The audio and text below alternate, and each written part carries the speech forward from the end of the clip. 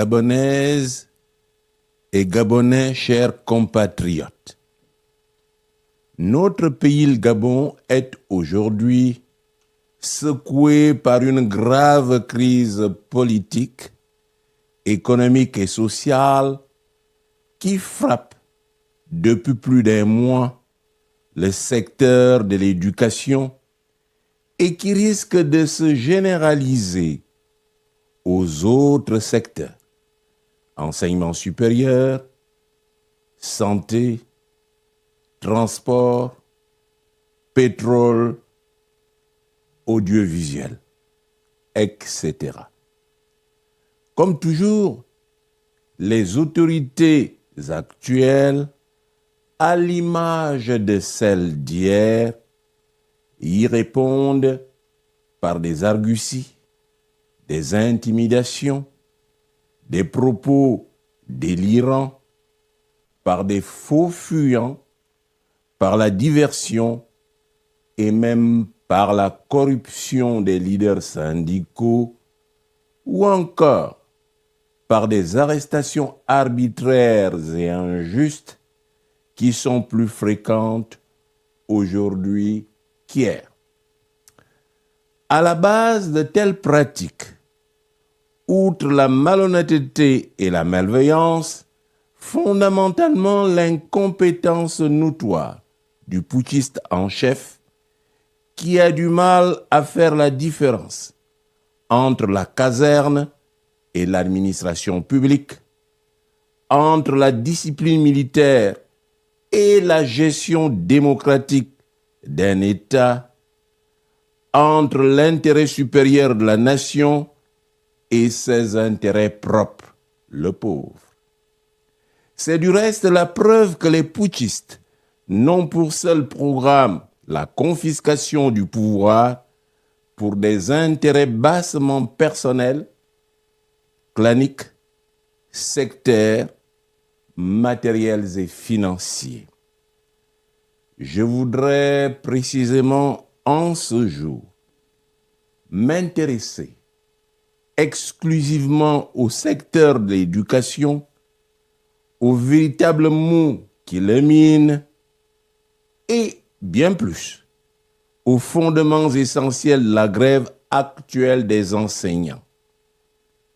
Mes chers compatriotes, l'éducation est de nos jours, ainsi que je l'indiquais récemment, non seulement un bien public, mais également un puissant vecteur de citoyenneté, dont la mission principale est de préparer la jeunesse à une insertion professionnelle et sociale réussie, en conciliant les finalités économiques de la formation et l'émancipation culturelle et sociale. Au cours des dernières décennies, les questions d'éducation sont devenues une préoccupation politique de premier rang, car, de façon générale, les problèmes d'éducation sont reconnus comme étant les problèmes clés pour tout pays qui veut se transformer et surtout pour tout pays en développement qui veut se muer en pays émergent ou avancé. Aussi, les dépenses d'éducation sont-elles plus considérées comme des investissements que comme des dépenses sociales. Le système éducatif gabonais, pour parler de lui, est globalement calqué sur le système éducatif français. De ce fait, il obéit aux mêmes principes généraux et comprend l'ensemble des institutions publiques et privées ayant pour fonction d'assurer et de développer le système éducatif sur l'ensemble du territoire. Le système éducatif gabonais est donc globalement public, laïque, quasi gratuit et obligatoire de l'âge de 6 ans à l'âge de 16 ans. Malheureusement, depuis plusieurs décennies, ce système est affecté par des crises récurrentes qui tiennent principalement à la vétusté des infrastructures et des équipements, au faible effectif des enseignants et à leurs conditions de vie de plus en plus précaires. Ainsi, la majorité des écoles, surtout celles des villages, manquent de bâtiments adéquats, de matériel didactique et même de cadres qualifiés qui préfèrent travailler en ville où ils espèrent de meilleures conditions de travail et des meilleures conditions de vie. Mais arrêtons-nous un temps soit peu sur le problème à la base de la grève actuelle des enseignants. Contrairement aux autres dans le passé, la grève actuelle ne porte apparemment, selon plusieurs observateurs avisés, ni sur le statut de l'enseignant, ni sur le système éducatif, ni sur les contenus pédagogiques. Les enseignants réclament la régulation de leurs situations administratives, autrement dit, les mises en solde, les reclassements et les rappels de soldes qui leur sont dus. Quoi de plus légitime, de plus normal, et c'est simplement banal, serions-nous tentés de dire. Mais ne nous y trompons pas. En vérité, la revendication des enseignants du secteur de l'éducation est plus complexe. Elle dénonce une mauvaise structuration de la société au profit des non-méritants, des paresseux, des parvenus, une répartition injuste et inéquitable des fruits de la croissance, en fait, un système inique qui privilégie parents, copains et coquins et qui met l'éducation au dernier rang de la société. C'est cela le fond du problème dont nous pouvons parfaitement et justement situer l'origine. Au début des années 70, un enseignant du primaire pouvait s'acheter sans problème un véhicule. Le système de l'époque, hérité de la colonisation, le permettait largement, au regard aussi des conditions de crédit et de la notoriété dont jouissait l'enseignant. Affecté dans un village, l'enseignant était le plus respecté et le plus en vue. En ville, l'enseignant ne payait aucun loyer car il était automatiquement logé et relativement bien logé. En fait, il avait un niveau de vie acceptable, au point que de nombreux parents de l'époque préféraient que leurs enfants s'orientent dans l'enseignement, car ils pouvaient tous les ans revenir au village à l'occasion des vacances scolaires. Retraité et rentré au village, l'enseignant était souvent le banquier, sinon la caisse sociale du village, qui pouvait venir en aide aux autres et accorder des prêts aux fonctionnaires de la ville ou à certains d'entre eux, à court de liquidités lors de leur passage au village. Il avait une situation aisée et enviée.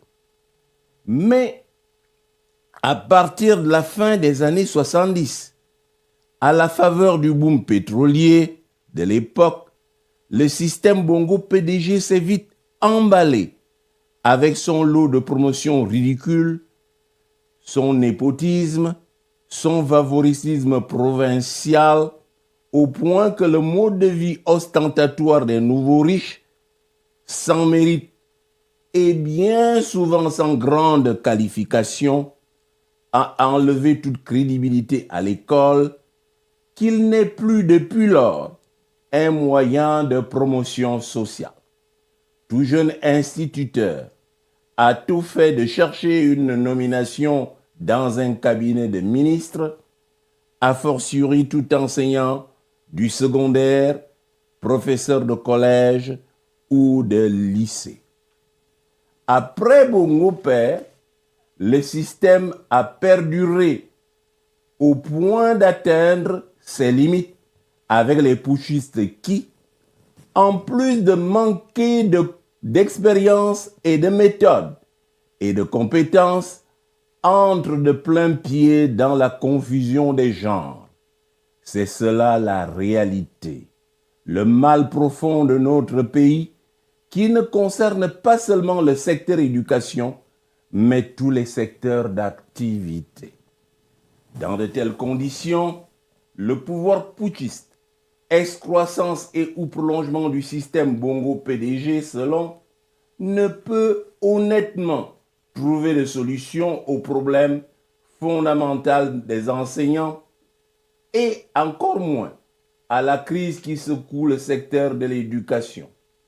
D'autant que, face à l'incertitude radicale, et c'est le cas, seul le génie créateur peut entrevoir et proposer une solution idoine, ce dont est loin d'être doté le pouvoir putschiste. Les putschistes de l'UDB, à l'image des hiérarques du PDG hier, leur mentor et inspirateur, ne connaissent globalement qu'un seul remède à plusieurs composantes, notamment l'achat des consciences, la corruption, la nomination à un poste, l'intimidation, le dénigrement systématique, l'incarcération et l'élimination physique des contradicteurs par empoisonnement très prisé ces derniers temps. Faut-il leur rappeler qu'il existe globalement deux modes d'ajustement en économie, l'ajustement par les prix et l'ajustement par les quantités. À cet égard, pour répondre efficacement aux revendications actuelles des enseignants, on a le choix entre une augmentation nominale des salaires, dans le cas d'espèce, un paiement immédiat des arriérés dus et une amélioration du cadre de vie qui permet à l'enseignant et pourquoi pas aux autres agents de l'État de maintenir un niveau de vie équivalent. Aujourd'hui, au regard des moyens modiques de l'État, à cause de la gestion chaotique des putschistes, il faut tout d'abord mettre l'enseignant dans des conditions similaires à un ajustement par les quantités. Conditions décentes de logement, conditions de transport acceptables, assurance maladie pour sa famille, priorité des enfants dans les lycées proches du logement, la dispense de ces enfants des frais d'écolage. Il faut ensuite lui faire des propositions concrètes en vue d'une régulation séquentielle des situations administratives, mensuelles,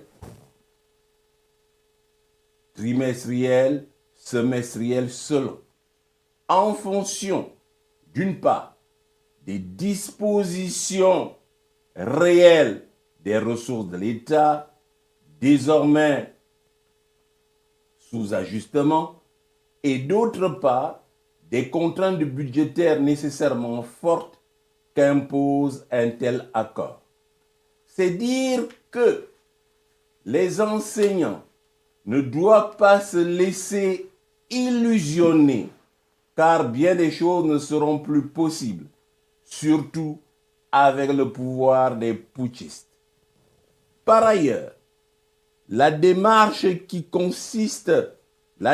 déclinée implique forcément, autant s'en convaincre, tout d'abord des nouvelles structures représentatives fiables, dans lesquelles les enseignants eux-mêmes, majoritairement, se reconnaissent et non celles polluées et infiltrées par le pouvoir PDG UDB, et ensuite des interlocuteurs consciencieux et crédibles, soucieux de l'intérêt supérieur de la nation et des véritables enjeux du moment.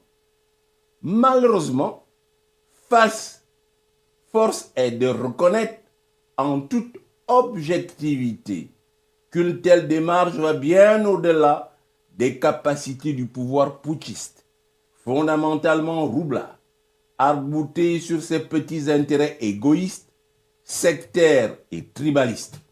Surtout que les pourboires, les enveloppes de dessous la table et les prébendes ont montré leurs limites.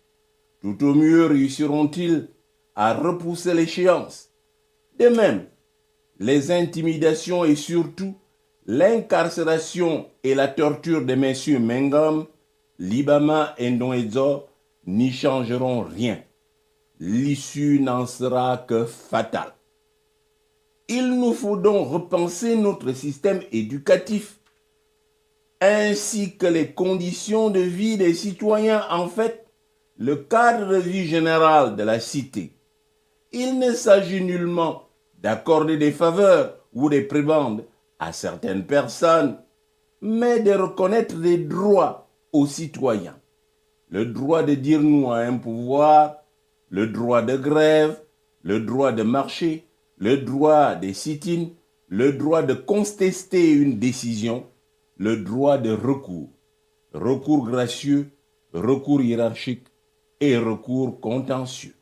Enfin, le droit de négocier. Étant entendu que le dernier droit évoqué, le droit de négocier, nécessite fondamentalement deux choses. La crédibilité du pouvoir suprême qui procède de sa légitimité et une véritable justice capable de dire le droit et de rendre des jugements justes et équitables. C'est précisément là que le bas blesse. Le pouvoir des putschistes est plus que jamais décrié. Il n'y a aucune crédibilité en raison de ces mensonges répétés, du non-respect de la parole donnée et surtout de son iniquité et de sa roublardise. Quant à la justice, notre justice, elle est simplement aux ordres. De plus, toutes les voies d'expression et ou de promotion par le travail sont obstruées par le pouvoir en place, le pouvoir putschiste, pour ne laisser entrevoir qu'une seule, celle de l'asservissement politique, du vol des deniers publics, de l'enrichissement illicite, de la promotion sectaire et tribale, du trafic d'influence, du paraître et, in fine, celle de la voix. Il est donc important, voire urgent, de reformater notre pays en profondeur. Et cela ne peut, autant s'en convaincre, être du ressort des putschistes.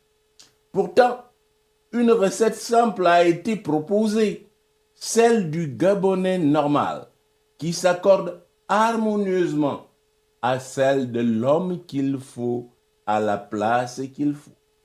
Malheureusement, au royaume des putschistes, ce ne sont au mieux que des mots.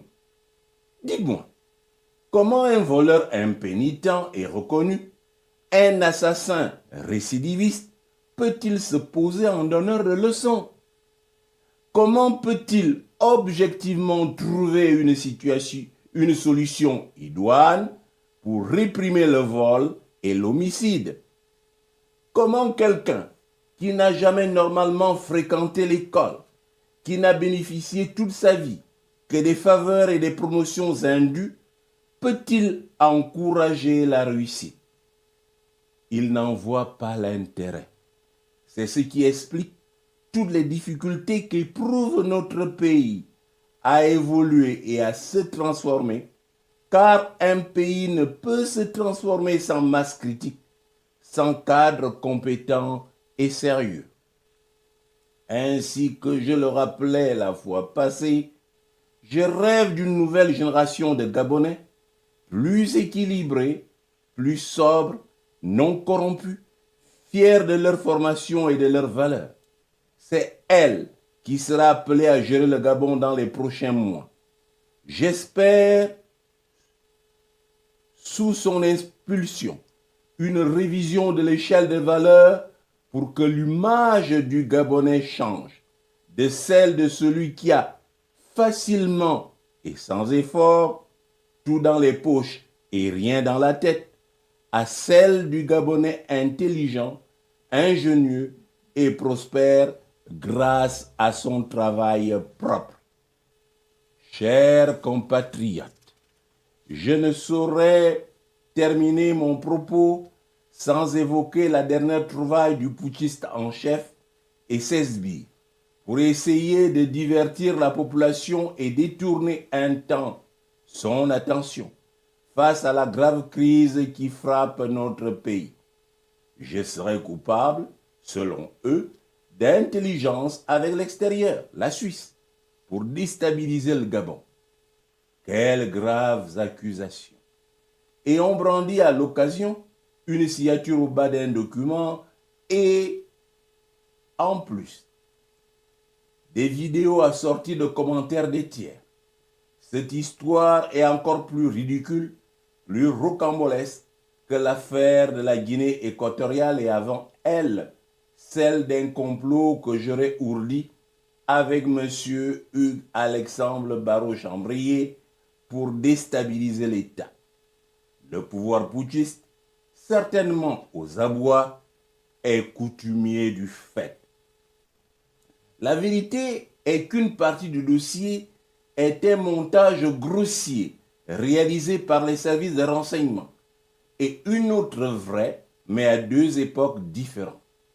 J'en étais parfaitement tenu informé, curieusement et heureusement, par les services de renseignement de la présidence de la République. Ce qui prouve que la majorité des Gabonais n'est pas d'accord avec la tournure que prennent les événements et que nombreux d'entre eux aiment véritablement leur pays. Mais j'ai laissé faire et joué le jeu pour disposer moi également d'éléments à charge. Mon dossier est complet et bien ficelé. Par ailleurs, par le même canal, je suis informé de ce que les putschistes forceraient tous ceux qui ont collaboré avec moi dans le passé et qui les ont rejoints à faire de faux témoignages à mon sujet. Je leur souhaite du plaisir, car j'ai confiance en mon peuple. Alors que le pays est en train de couler, le pouvoir PDG-UDB use toujours de la même stratégie qui, malheureusement, ne marche plus, car les Gabonais sont désormais vigilants. Plus personne n'est dupe. Tout en rendant un vibrant hommage au peuple gabonais pour sa résilience et sa détermination, je voudrais rappeler aux putschistes en chef ce qui suit. Premièrement, j'ai essayé de l'aider à ma manière. Par pur patriotisme, je lui ai accordé le bénéfice du doute et lui ai tendu la main. Il n'en a nullement tiré profit. J'évoquerai par ailleurs mes différentes sorties sur le projet de loi de finances initiale 2026. On reconnaîtra que c'est grâce en partie à mes déclarations que l'oncle Nulard a été, à juste titre, relevé de ses fonctions. Surtout que le putschiste en chef lui demandait sans cesse de décaisser l'argent public sans passer par les voies réglementaires. Le Gabon, grâce à mon insistance, vient enfin de signer un accord avec le Fonds monétaire international. Deuxièmement, le principal problème du putschiste en chef n'est pas Ondosa, mais son propre mode de fonctionnement qui appauvrit tout un peuple et détruit notre beau pays en termes réels. Troisièmement, à deux eaux, je n'ai ni armes ni argent et le putschiste en chef le sait bien. Il devrait plutôt se méfier de son entourage qu'il a engraissé, des personnes qu'il a associées à sa mascarade, des ressortissants de sa province d'origine qui ont accumulé d'importantes sommes d'argent et de ses frères d'armes qui ont de quoi le refroidir à tout moment. Qu'il me soit permis, à cet égard, d'évoquer un proverbe de chez nous. Je cite, « L'ennemi à redouter n'est pas celui contre qui on se bat, mais plutôt celui qui profite des dégâts. » Quatrièmement, le pouvoir des putschistes a, avec un tel dossier, un grave problème, puisqu'il a envoyé des barbouzes en France pour tenter de me compromettre et de m'éliminer par empoisonnement à l'occasion de la rencontre. Je l'ai évoqué de manière subliminale dans mes interventions passées et je l'ai signalé aux autorités françaises. Normalement, les services de renseignement n'ont pas le droit de mener de telles opérations à l'étranger. C'est formellement interdit. Je dispose de tous les éléments, notamment les noms des personnes commises à cette base besogne, en faveur desquelles une importante somme d'argent, près de 800 millions de francs CFA, a été décaissée alors que les Gabonais ont des problèmes d'eau et d'électricité et que la majorité souffre de faim. Cette affaire montre, s'il en était encore besoin, que nous avons affaire à un État voyou qui ne respecte aucune règle du droit international et qui passe outre les usages diplomatiques courants.